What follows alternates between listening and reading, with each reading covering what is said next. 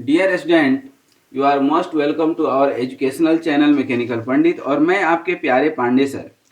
आज strength material के अंदर हम लोग डिफ्लेक्शन ऑफ बीम में सिंपली सपोर्टेड बीम की डिफ्लेक्शन और स्लोप निकालेंगे। देखिए, पहले डिफ्लेक्शन और जो है हमने लेक्चर नंबर 91 इसके पहले वाले में ये हमने पूरा कॉन्सेप्ट बताया है और डिफ्लेक्शन इक्वेशन जो है ये बताए थे। अब इसको हम आगे चल करके डिराइव नहीं करेंगे, यहाँ पर इसके ऊपर न्यूमेरिकल बनाएंगे। किस तरह से निकाले थे ये बहुत डिटेल में निकाले थे, जो कि अभी डिस्कस करना जो है सही नहीं रहेगा। बट आपको कॉन्सेप्ट बता दें, याद दिला दें कि हमारा लेक्चर नंबर 91 में ये है और ये बेंडिंग इक्वेशन है। क्या है bending, sorry, deflection equation. Deflection equation हम पहले लिख लें, उसके बाद आगे बढ़ेंगे। डिफ्लेक्शन इक्वेशन क्या है आपका? mx equal to E I D square Y upon D x square. ये आपका क्या है? इक्वेशन है। ठीक है, अब जो है सो है, उसमें आप कुछ नहीं कर सकते हैं। ठीक है, अब देखिए यहाँ पर क्या कहता है, deflection of simply supported beam. जैसे ये मान लीजिए कि क्या है आपका, एक सिंपली सपोर्टेड बीम है, that is called simply supported beam. ठीक है, अब यहाँ पर जो है क्या लग रहा है? लोड लग रहा है। ठीक है, लोड कहाँ लग रहा है? यहाँ पर मिड पॉइंट पर। और कौन सा लोड है ये? पॉइंट लोड है। जब पॉइंट लोड आपने लगाया कितना? W, तो ये बेंड होगा। और ये बेंड किस तरह से हुआ? तो थोड़ा सा देखिए यहाँ पर, ये कुछ इस तरह से बेंड हुआ, इस तरह से कुछ बेंड हुआ।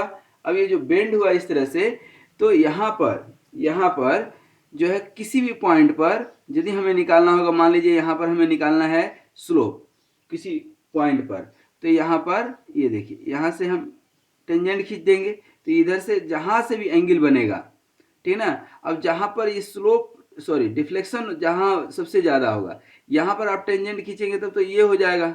तो यहाँ पर कोई टेंजेंट नहीं निकलेगा। At maximum deflection slope is always zero.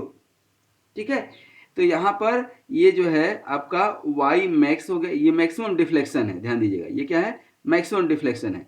अच्छा, यहाँ भी कुछ डिफ्लेक्शन होगा, देखिए यहाँ पर भी कुछ डिफ्लेक्शन होगा।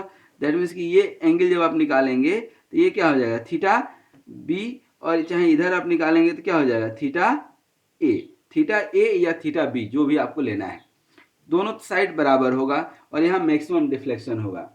At the point of maximum deflection, ठीक है ना, एक चीज ध्यान रखिए, क्योंकि यहाँ पर आप टेंजेंट निकालेंगे तो ये जाएगा नहीं, तो कभी इस एक्सिस से मिलेगा ही नहीं, तो स्लोप कहाँ से होगा? तो दो चार पॉइंट ध्यान रखिए। At maximum deflection slope is zero. ठीक है, स्लोप इज जीरो, ये समझ में आ गया। दूसरा चीज, ये तो फिक्स सपोर्ट है ना, तो यहाँ तो कोई डिफ्लेक्शन नहीं होगा ना। तो डिफ्लेक्शन एट एंड पॉइंट, जैसे ये ए है और ये पॉइंट बी है, तो यहाँ पर दूसरा पॉइंट, ये सिंपली सपोर्टेड बीम के लिए लिख रहे हैं, ध्यान दीजिएगा। डिफ्लेक्शन एट फिक्स्ड पॉइंट, यहाँ पर फिक्स्ड पॉइंट मतलब fixed and deflection will be zero. ये बाउंड्री कंडीशन होगा, deflection will be zero. That means कि यहाँ से किसी पॉइंट x पर हम निकालते हैं। ठीक है, x पे ये डिफ्लेक्शन क्या है? yx है। ठीक है ना, ये डिफ्लेक्शन यहाँ पर yx दिख रहा है। अब ये डिफ्लेक्शन yx है एट ए डिस्टेंस x, तो at a distance x deflection जो है, ये सेक्शन कौन सा है? x सेक्शन पे डिफ्लेक्शन कितना हो गया? yx। तो यहाँ पर let at x deflection at distance x, deflection is yx। ठीक है, तो अब मोमेंट कितना निकलेगा इसका? तो मोमेंट एट x, अब निकालेंगे मोमेंट एट x mx। तो अब मोमेंट एट x निकालें, उसके पहले क्या होगा? ये सपोर्ट निकालना पड़ेगा। और सपोर्ट ये क्या है? W है, तो ऑब्वियसली ये W/2 और इधर W/2 होगा, इसमें कहीं कोई डाउट नहीं। तो यहाँ पर ये W जब हम देखेंगे तो यहाँ पर हम खड़े हैं तो ये W बाई क्या हो गया 2, W बाई 2, और ये ऐसे एंटी क्लॉकवाइज लगेगा तो क्या हो जाएगा W by 2 into distance x निकाल सकते हैं। अब इक्वेशन कौन सा है, ये आपके सामने है, M X equal to E I D A square Y upon D x square. ठीक है, तो फ्रॉम लिख सकते हैं फ्रॉम डिफ्लेक्शन इक्वेशन, बहुत शानदार समझा रहे हैं, इसको समझने की कोशिश कीजिएगा। ठीक है ना, फ्रॉम डिफ्लेक्शन इक्वेशन क्या है आपका M X equal to E I D square Y upon D x square equal to कितना W by 2 into X, M X का वैल्यू। अब यहाँ पर दोनों साइड इंटीग्रेट कर दें, ठीक है ना, इंटीग्रेटिंग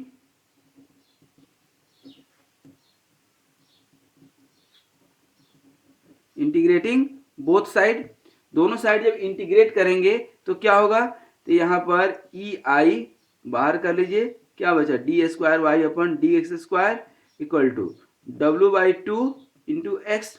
अब ये इंडेफिनिट इंटीग्रेशन है, ठीक है ना।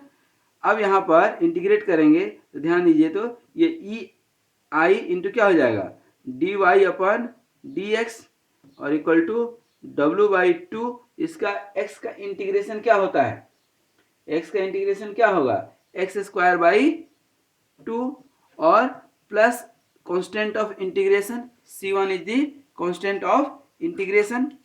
अब यहाँ पर ध्यान दीजिएगा, अब c1 हमको फाइंड आउट करना है, ठीक ना, तो यहाँ पर लिखेंगे टू फाइंड कांस्टेंट ऑफ, जैसे लिख रहे हैं एग्जाम में ऐसे ही लिखिएगा, to find constant of integration,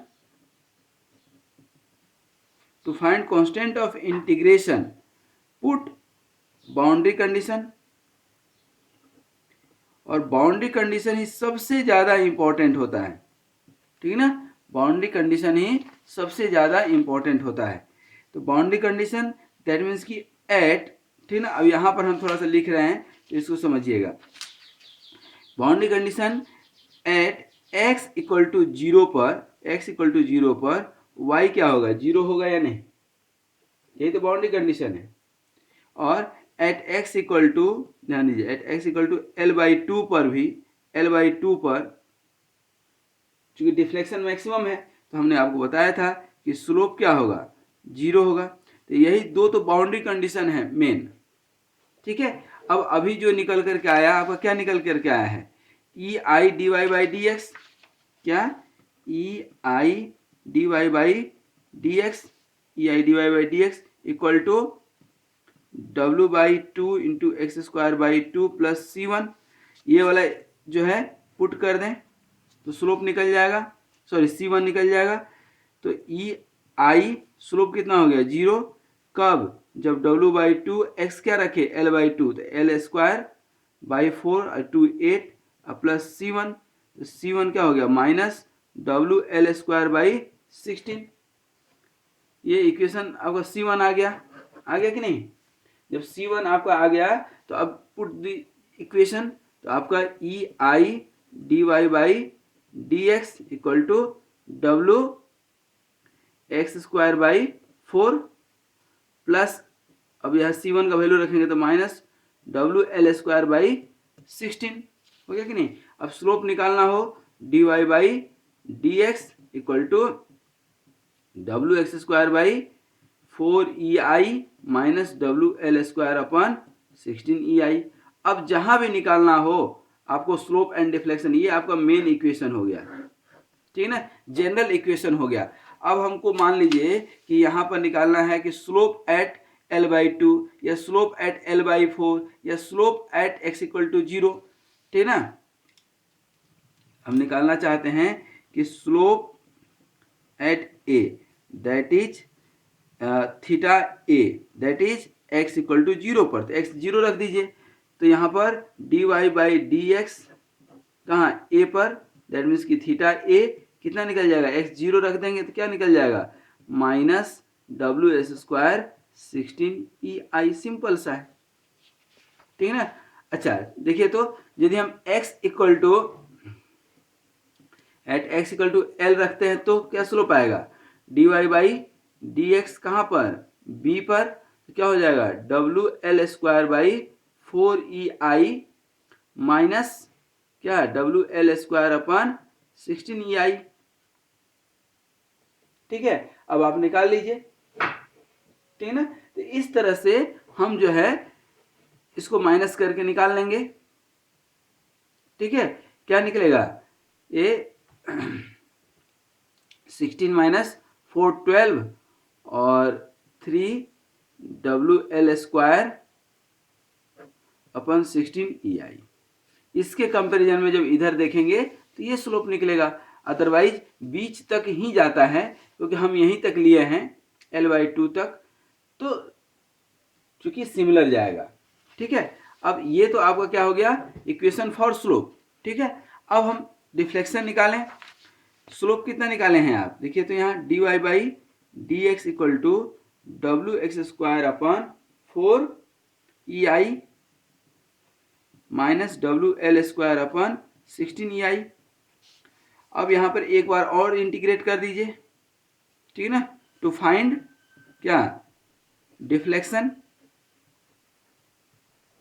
deflection find out करने के लिए एक बार और इसको डिफ्रेंशिएट कर दिए तो क्या हो जाएगा, ये y हो गया, इधर क्या होगा, ये W/4EI और x² को तो रहने दीजिए, x² क्या हो जाएगा x³/3 माइनस WL²/16EI और ये x और plus C2 another constant of integration to find C2 put boundary condition at x equal to 0 y equal to क्या होगा 0 होगा, सिंपल सी बात है। तो C2 क्या हो गया आपका 0, तो डिफ्लेक्शन क्या हो गया आपका WX³/12EI और माइनस WL²/16EI इंटू एक्स। ये आपका जनरल इक्वेशन निकला सिंपली सपोर्टेड बीम का, ठीक है ना, जनरल इक्वेशन निकला सिंपली सपोर्टेड बीम का, किसके लिए, जब पॉइंट लोड लग रहा है। ठीक है, अब यहां पर ध्यान दीजिए, जब पॉइंट लोड लग रहा है तो अब यहां पर x इक्वल टू L/2 पर मैक्सिमम डिफ्लेक्शन जा रहा था, तो अपन एक बार निकालें कि what will be the maximum deflection. तो at x equal to L/2 रखें अपन, ठीक ना, देखिए क्या आ रहा है, y मैक्स निकलेगा लेकिन कितना निकल रहा है, देखिए यहाँ पर WL3 आएगा तो 12 into 8EI minus WL²/16EI into L/2। इसको आप सॉल्व कर दें, इसको आप सॉल्व करेंगे तो आपको क्या मिलेगा, y मैक्स कितना निकलेगा यहाँ पर WL3/48EI। ये आपका जनरल इक्वेशन मिल गया। ठीक है, तो यहाँ पर ये जनरल इक्वेशन जो है आपको मिला। स्लोप का इक्वेशन कहाँ पर है, ये है आपका स्लोप का equation, general equation, this is called general equation.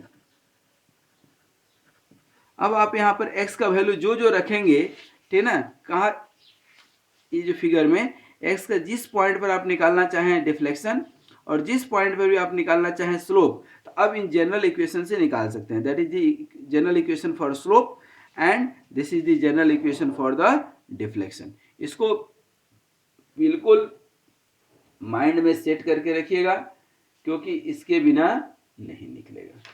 ठीक है, तो आई होप कि ये कॉन्सेप्ट, ये इक्वेशन, ये प्रॉब्लम आपको समझ में आया होगा। अब हम लोग नेक्स्ट क्लास में ये अभी पॉइंट लोड देखें और इसी के ऊपर अब यूडीएल लगा करके देखेंगे कि जब यूडीएल लगाते हैं तब फिर कैसे कैसे हम लोग डिफ्लेक्शन निकालते हैं, कैसे कैसे डिफ्लेक्शन निकाल सकते हैं। आज यहीं तक। Thank you very much for watching this video. Be happy, be healthy and keep smiling. Thank you very much.